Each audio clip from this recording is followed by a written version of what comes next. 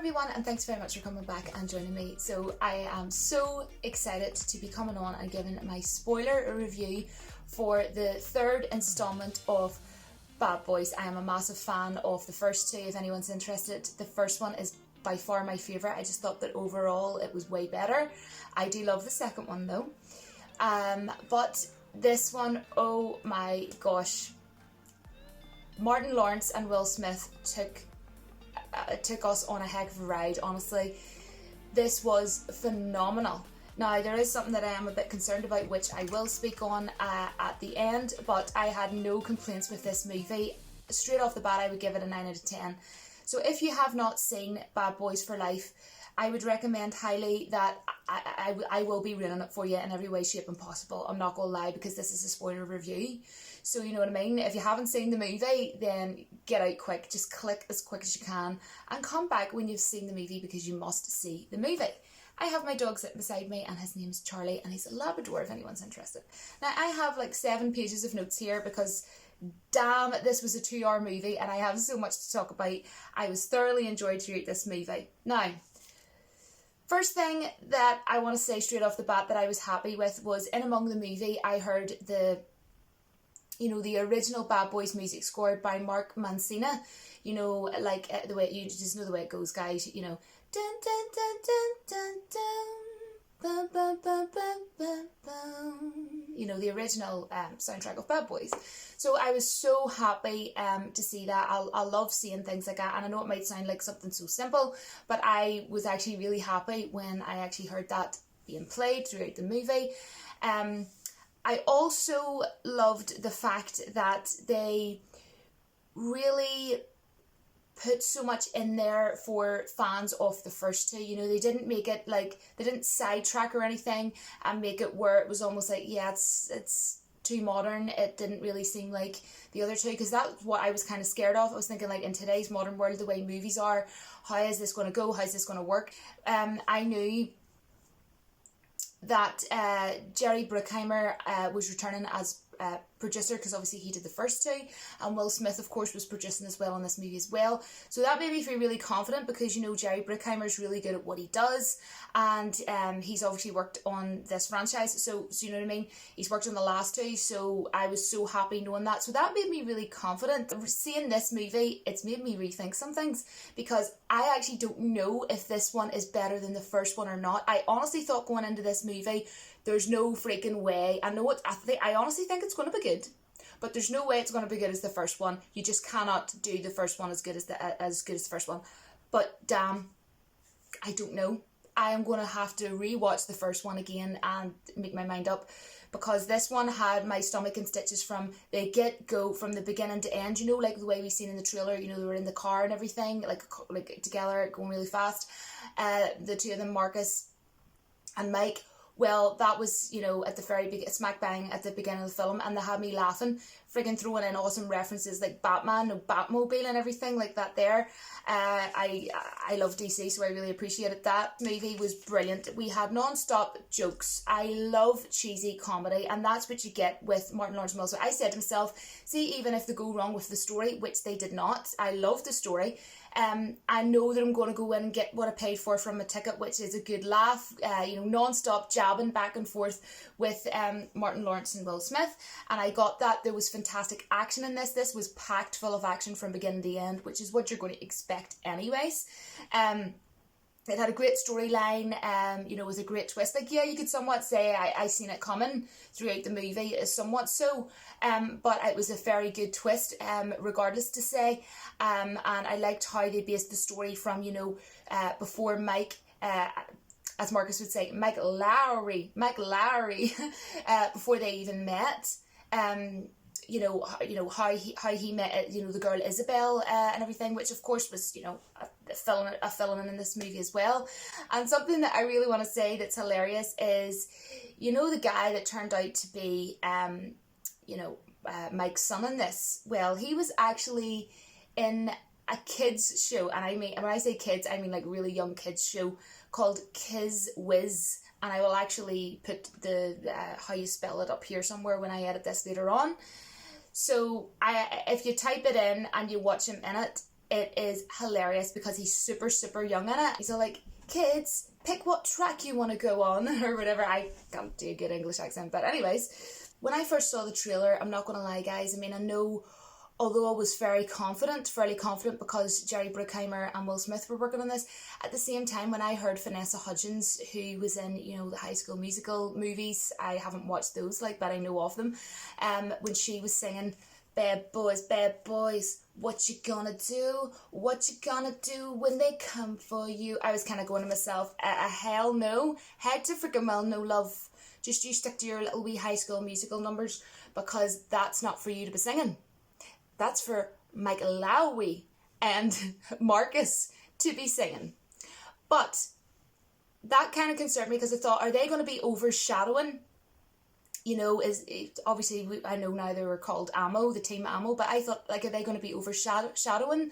Because really the two stars is Mike and Marcus, and that's what kind of worried me. And also when Marcus retired and he was in his robe and dancing and everything, and he kind of wasn't in the movie for a short while, I had a concern watching it, and I'm going, oh no, are they taking, like, Marcus pretty much completely out of the rest of this movie, and is it just going to be Mike and the team Ammo together? Because I thought, if that's the case, I'm not going to be happy about that, and I'm going to say it in my review, but that actually didn't happen. And also, if anything, they were actually making fun of them singing the song, and also, you know, Mike said Ammo's some High School Musical shit, giving a jab at Vanessa Hudgens because she was in High School Musical, and then also when they were singing it, bad boys, oh no, shit no, or whatever, and then you don't ever do that shit, and then Marcus goes, yeah, and you effing up the lyrics too. But what was so funny about that was at the end of the movie, when he was singing the song to his grandchild, snicka snare, snicka snare, snicka, because he didn't even know the words, and he was saying to them about it. Absolutely hilarious. So there were the two stars, of course, that shone in this movie, and I was absolutely beyond happy at that. Yes, okay, parts, you know, the movie was kind of, it was predictable at the start that obviously he was going to recover and everything when his son shot him on the bike, because, you know, it's going to have to be Mike and Marcus, you know, in the movie. But I didn't mind. I thought the story was very, very well done, you know. Hats off to everyone who worked on this movie. The cast was top notch as well.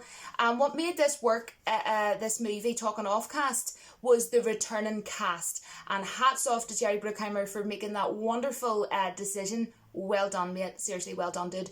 Because, you know, you had Joe Pantaleone, you know, as Conrad, you know, the captain of theirs. And we also had, you know, Teresa. We had, obviously, which is Marcus's wife, his daughter, you know what I mean? Like, we had a lot of the returning cast. We also had Reggie from, obviously, he was his daughter Megan's boyfriend from the last one, and it was absolutely hilarious, the interrogation scene when them two are like, you want to take out Megan?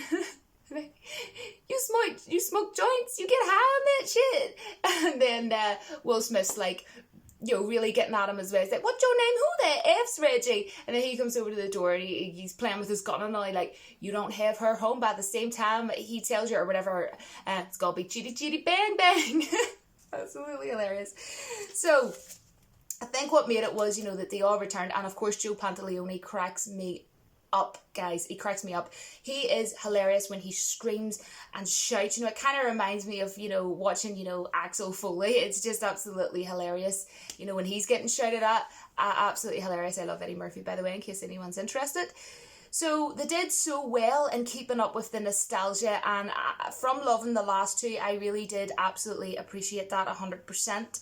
And, you know, Mike and Marcus, you know, really had a great chemistry in this movie. I thought it was so sweet and endearing, the whole emotional side that they had. You know, obviously, you know, their characters very much reminded me of how their characters are anyway from the previous two. You know, they care so much about each other, but just how much they cared about each other in this movie was so sweet and endearing to me, and I thought it was absolutely beautiful. And I mean, even when you know, Mike was in hospital when he got shot, Conrad, their captain, turning around and saying, Mike is like a son to me. And then obviously when he died, that honest to gosh, I did have water in my eyes, and I was like honestly crying a bit, because obviously I really did love his character, and I just thought that that was so sad. But one thing I will say is hats off, was because I didn't see that coming. So they didn't make everything, you know, so predictable in this movie, which I really loved as well. And as I say, I was happy with the storyline, you know, of everything that happened with the relationship with Isabel. And I thought it was funny, you know, they're being Spanish. Obviously, they were in Mexico, but I know a bit of Spanish, and like saying things like que mierda, you know, like mierda is shit, and things like that. So I just thought that that was kind of cool, because there was times where, you know, when you had to read the writing, I didn't have to always read the writing, because I could understand some of the things that was coming up. And I have been to Madrid twice, and it's awesome. Beautiful, beautiful place. So yeah, I like the whole story with Isabel, you know, where she escaped out of prison at the beginning of the movie, and obviously she's seeking revenge because of her family, and she's seeking revenge on Mike as well, but she wants him to be the last one to die. And obviously her son is, you know, the one that's going about and, you know, assassinating all around him like freaking well John Wick. So he then goes and shoots Mike, and he ends up in hospital, but she gets really annoyed at him because obviously, you know, he was meant to die last. But obviously Mike didn't realise that it was his son until the end, you know, when he fell down into the water from the helicopter, and he said, "Hasta el fuego." And from what I can remember is, I think Hasta el fuego is like something to do with fire. So it's like until the fire or whatever. And of course there was fire at the very end of this movie. So I let me know if I'm wrong, guys. I could be wrong, and I massively know that I need to touch up on my Spanish. But yeah, Amo, the new team in it, that was at the end of this movie, I didn't have any issues with that, because as I say, they didn't, you know, overshadow or anything. And the dude that did all the techie stuff, like, it was so hilarious, because he was always doing the tech work, and he had these big, you know, like muscles, and then at the end he was kicking ass and everything. So I thought that was absolutely hilarious. So I want to talk about the visuals. Now, the visuals, I have to say, obviously weren't perfect by any means, but I had no issues with the visuals. I mean, I'm not even going to need to be nitpicky, because I will talk about it, but I'll be honest, I went in to see shit get blown up. I seen shit got blown up, okay? Get blown up. I seen a ton of action packed into the movie. I wanted to go and laugh at the two head cases, which are the two nut jobs, Will Smith and Martin Lawrence. My favourite movie by Martin Lawrence is Blue Streak. I have that on DVD, and I'm surprised it still works, because the amount of times I've watched it, I seen it in the cinema the day it came out. I can remember with my mum and dad years ago, many years ago. But yeah, I absolutely loved this movie from start to finish. I had no issue with the pacing. The pacing was perfect from start to finish. If anybody who liked the first two and they're fans of the first two went and seen this one and they didn't like it, I'm not saying there's anything wrong with that, but I have to be openly honest, I can't understand that, because to me this was just damn, it was just such a movie. It blew me away. I got what I went in and paid my ticket for. Do you know what I mean? Like, I said to myself going in, all I want, after I watched the trailers, I said to myself, all I want is to see shit get blown up. I want to see action. I want to see them two jabbing at each other the way through the movie, and just joke after joke after joke after joke, and cheesy joke, you know what I mean? Because I like cheese on my burger, and sometimes I like cheese on my burger, then another burger, and then a bit like more cheese. When it comes to comedy, comedy is actually my favourite genre, and I'm sure people might actually be shocked at that. Be like, oh, you don't like sci-fi as much? Like, I'll be honest with you, this might come as a shocker to some of you. Comedy is my all-time favourite thing to watch in terms of TV and movie. Just going to put that out there. And the only thing I would say visual-wise that really was quite bad, kind of, was when Isabel got, you know, thrown down into the fire at the end. I thought that was, it really did need more work. But at the end of the day, I'm not going to sit here and nitpick, because at the end of the day, it was a comedy, an action comedy. So there's no need to sit and nitpick on visuals. Apart from that, I didn't actually see anything else wrong. The visuals were fine. I didn't have an issue, but I'm just saying that if I was to have fixed anything, I'd have maybe said to them, you know, look, you see that part there where she got thrown into the fire, you could maybe, you know, that didn't look that hot, do you know what I mean? Mind the pun. But yeah, now let's move on to my favourite parts and just things that I just think are worth a mention, basically, and other jokes that I liked. My all-time favourite joke in this had to have been Marcus at the very end of the movie. You know, the way he was always joking around about the whole, you know, Isabel thing and Mike's relationship with her, you know, because she was a witch. She's like, oh, she's into some crazy shit. Well, my favourite thing my favourite joke from this movie, and I still keep laughing about it walking about the house since I seen it 2 days ago, this movie. He sat down on the airplane at the very end and he said to the guy that was on the plane, would you, F a witch without a condom or something like that? And I swear I laughed so hard that I was actually kind of embarrassed because it's like how loud that, I was laughing. And that's one thing I noticed. Like, there is still snowflakes going about, guys. There is. Like, when Isabel got, like, punched, it's like, it was funny. But people are like, oh my gosh, I can't laugh because it's violence, and like it's a guy hitting a woman. Like, just laugh. Do you know what I mean? You only live once. That's the way I see it. At the end of the day, we're only on this planet once. But I noticed that I was the one that laughed the most in the movie. But another thing that I noticed is there was a lot of people that weren't laughing at the joke references that were put in there from the other movies. So I kind of grasped, and there's nothing wrong with it, but I kind of grasped that a lot of the people in the cinema maybe hadn't seen the other two, and that's fine. But I kind of feel that they probably would have enjoyed it more. And honestly, if you haven't seen the first two, then it's probably best that you don't go and see this until you see the other two. Just saying. The other one was when when Marcus retired, and he phoned Mike, and Will Smith had it saved on his phone as quitter, because he just quit out on him. That was hilarious. And then on the motorbike, when Marcus was like, but I promise God, no more violence, and then Will Smith was trying to convince him. I can't remember what he said, but it was something like, that's your vessel, that's God, God would want you to shoot this gun, and things like that. He's like, yeah, he would, or whatever, I can't remember. But that was absolutely hilarious. He was trying to convince him, God would want you to use that gun. It's like, what? Why would God want him to do that? What the frig? The friggity frig. And then Conrad, obviously played by Joe Pantoliano. I love Joe Pantoliano. He is so talented. It still breaks my heart thinking about his death scene, especially after the lovely speech. He was talking away and trying to help out Mike and everything. I'm not even gonna go there, guys, because I don't have any tissues sitting by me. But yeah, he's pure classic. When he said, "I'm in a shitstorm, I'll be drowning. I'll be like a twig in an ice storm." Very hilarious. And just when he screams in general, absolutely hilarious. And then, oh my gosh, probably my second or third favourite part of this movie, I'll have to decide, but was when he went to get a tip from the guy in the butcher's, right? He was a butcher, and he touched his suit, and you could tell it was actually a lovely suit. It was really expensive. And the guy realised that he had touched him and got the pig fat all over him, and he was really shitting himself, and he just went, oh, and you just in his face, it was hilarious. Obviously, you have seen it because you're watching the spoiler review, guys. But then he went, did you just put pig fat on my suit? Oh my gosh, absolutely hilarious. And then when Marcus decided to help Mike and got him to leave his grandchild at the salon with Marcus's wife Teresa, and she woke up when she was getting a massage, and he said to Mike, she's seen you on a scale of what, right, okay, right, you know Teresa, right, what would you give on a scale of 1 to 10, how pissed or whatever she was? He's like, I'd say an 8 or a 9 or whatever it was, a 9, and he went, make it a 10, I forgot to give her the baby wipes. And honestly, at that part, though, I'll be honest, everybody busted out laughing.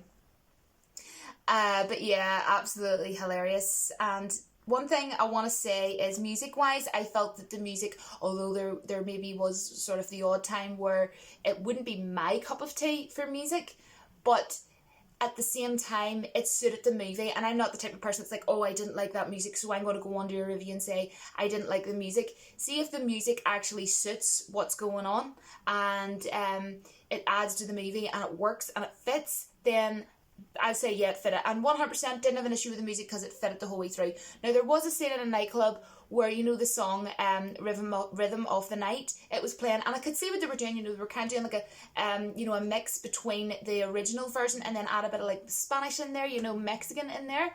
And yeah, I get that, and it suited it.